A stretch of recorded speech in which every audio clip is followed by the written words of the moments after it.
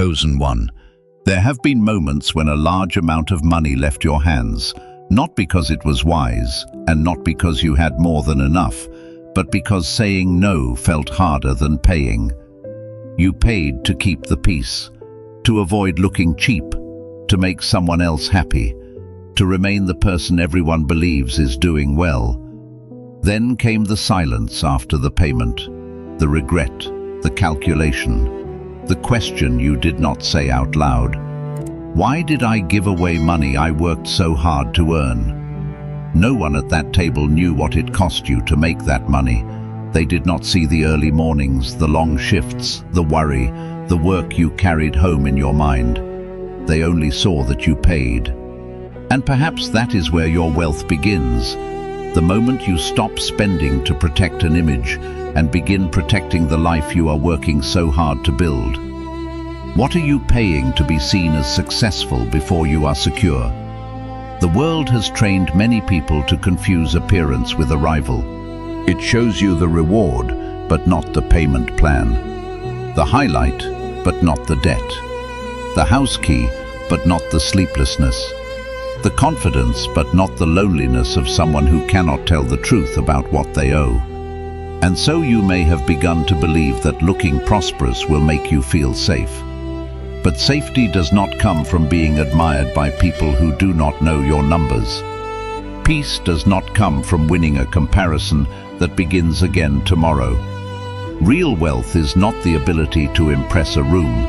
It is the ability to leave a room without abandoning yourself. Your first breakthrough may not be more money. It may be the courage to say, I do not need to perform abundance while I am building it. This is not an accusation against nice things, nor a command to make your life small. It is a call to build a life that remains beautiful after the applause is gone.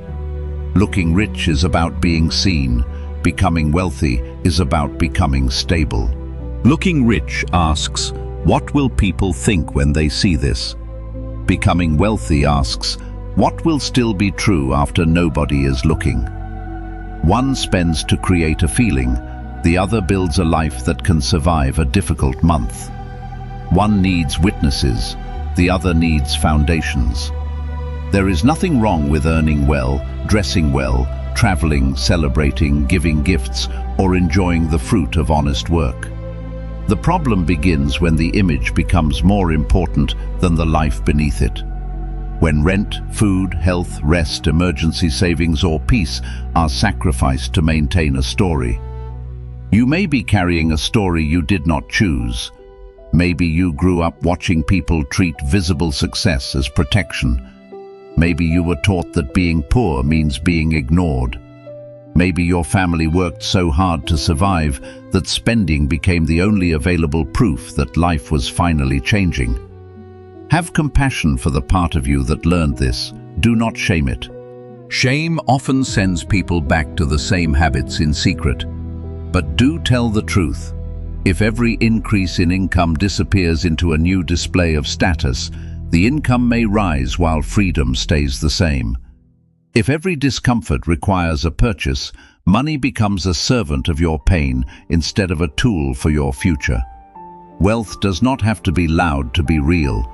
It may look like an emergency fund no one knows about, a debt that is slowly being reduced, insurance documents placed where your family can find them, a marketable skill practiced after work, a modest home with laughter inside it, a bank account that gives you the power to leave an unsafe situation, a calendar that contains rest. These things may not attract attention, they can change a life. Most people do not spend beyond their means because they are shallow. Often they are trying to quiet a fear, the fear of being judged, the fear of returning to a life they remember. The fear that if they do not look successful now, no one will believe they are becoming someone. The fear that they will not be chosen, respected, loved, or taken seriously. But money cannot permanently answer questions that belong to the heart. No purchase can guarantee that people will honor you. No label can make every old wound disappear. No expensive experience can prove you are no longer the child who felt left out. And when we ask money to heal what money cannot heal, we place an impossible burden on it. Perhaps this is why some people earn more and feel less secure. The standard rises with the income, the image requires more maintenance, the applause becomes harder to keep. Their life becomes a stage, and every ordinary day feels like a threat to the performance. God does not need you to perform prosperity in order to be worthy of love.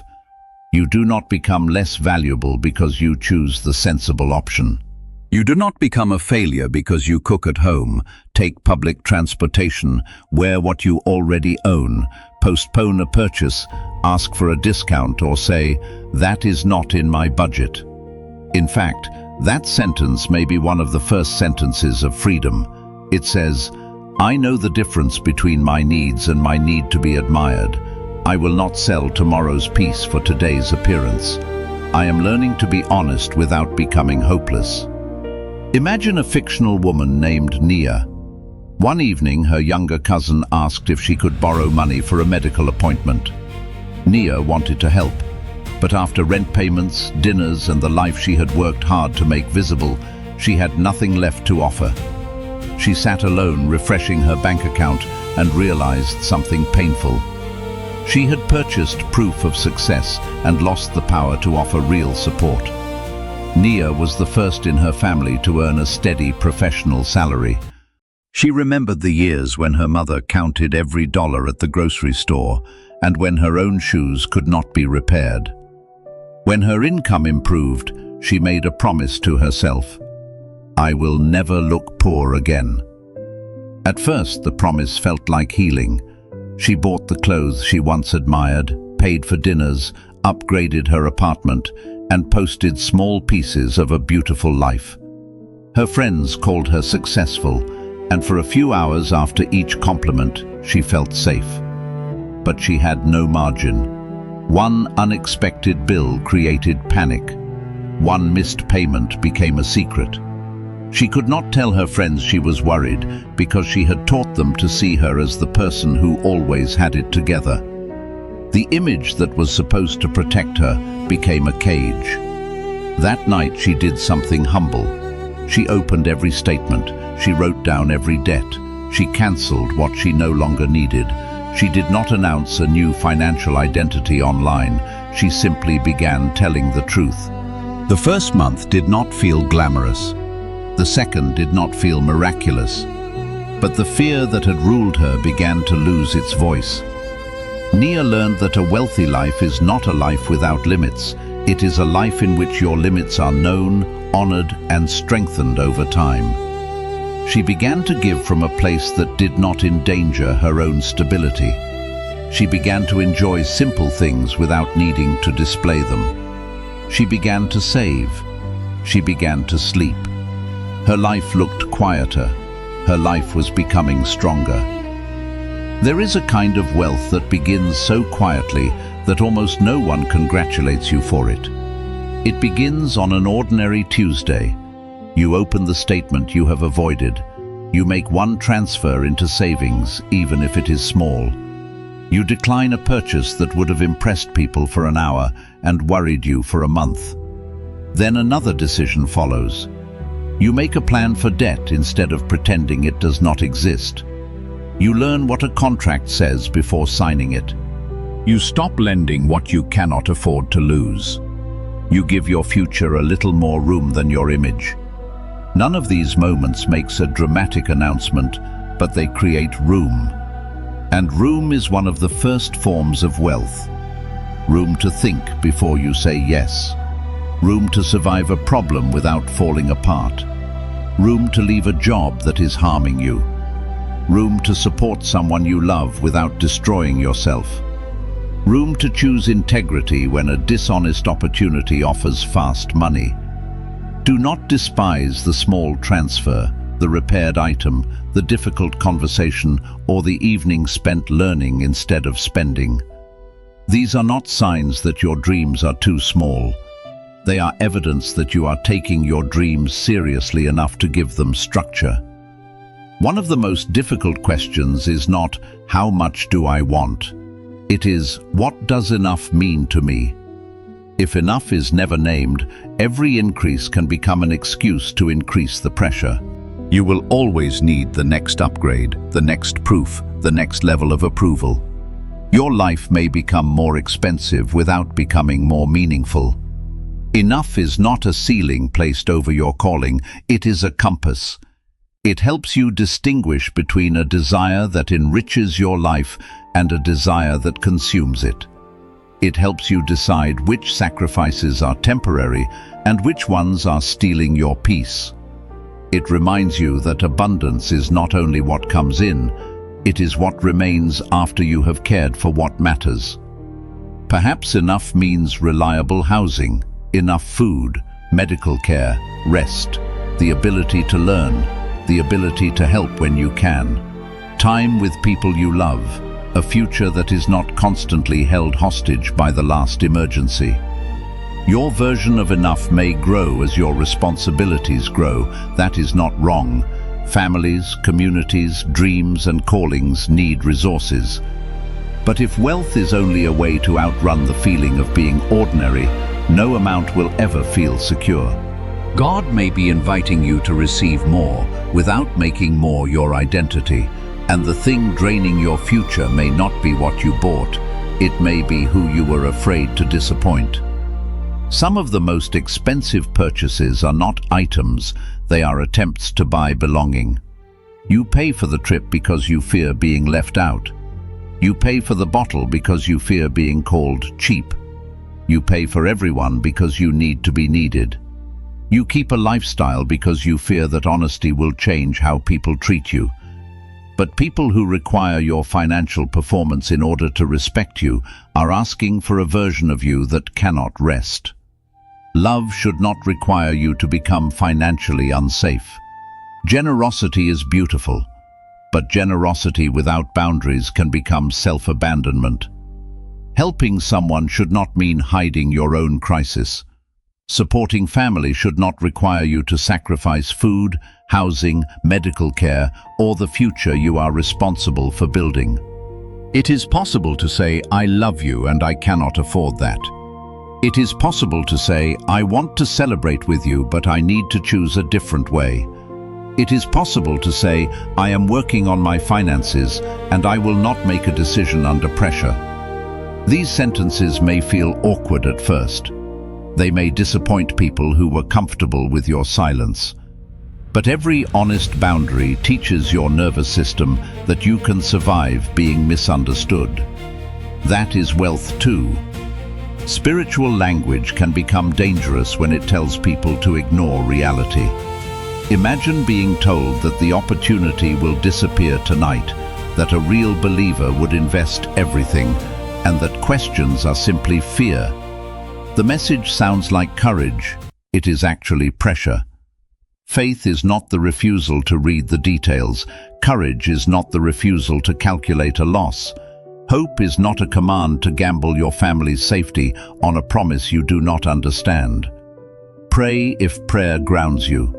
Then learn the terms, ask who profits, and ask what happens if the plan fails. When an offer demands secrecy, urgency, or money you cannot afford to lose, slow down. God is not honored when you abandon wisdom to prove that you are brave. Stewardship can be quiet. It can look like patience. It can look like saying no. It can look like admitting, "I do not understand this yet." The person who refuses a reckless offer may look less impressive for a moment. They may be protecting years of peace. Perhaps the deepest question is not, "How can I look like I have made it?" Perhaps it is, "What kind of life would make me feel safe enough to stop performing?" You may need more income, a better job, training, support, healthcare, affordable housing, fair opportunity, or a community that does not punish honesty.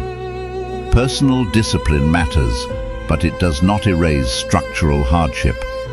Do not let anyone use this message to blame you for circumstances you did not choose.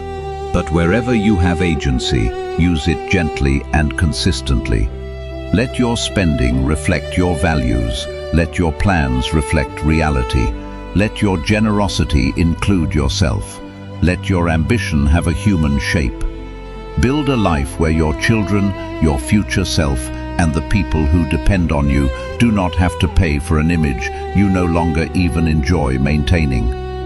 Build a life with room for a bad month, room for learning, room for repair, room for joy that does not need an audience. This is not poverty of vision, this is wealth with roots. Chosen one, you do not have to look rich in order to be on your way to wealth. You do not have to impress people who will not be there when the bill arrives. You do not have to spend your future just to prove that your past no longer has power over you. Your wealth may begin the moment you stop asking your life to look successful and begin asking it to become secure, honest, peaceful, and strong. It may begin with a budget, a boundary, a difficult phone call, a small savings transfer, a declined invitation, a repaired relationship with the truth. Do not confuse quietness with failure. The seed does not look like the tree. The foundation does not look like the house. The first honest decision does not look like a legacy, but it can become one. May you receive provision without panic. May you enjoy beauty without needing it to prove your worth. May you build slowly enough to remain whole. May what enters your hands become safer, wiser, and more useful because it passed through you. And when the world asks you to prove that you are blessed, remember this. Peace is a blessing. Truth is a blessing. Enough is a blessing. And a life you no longer need to pretend your way through is a form of wealth no appearance can replace.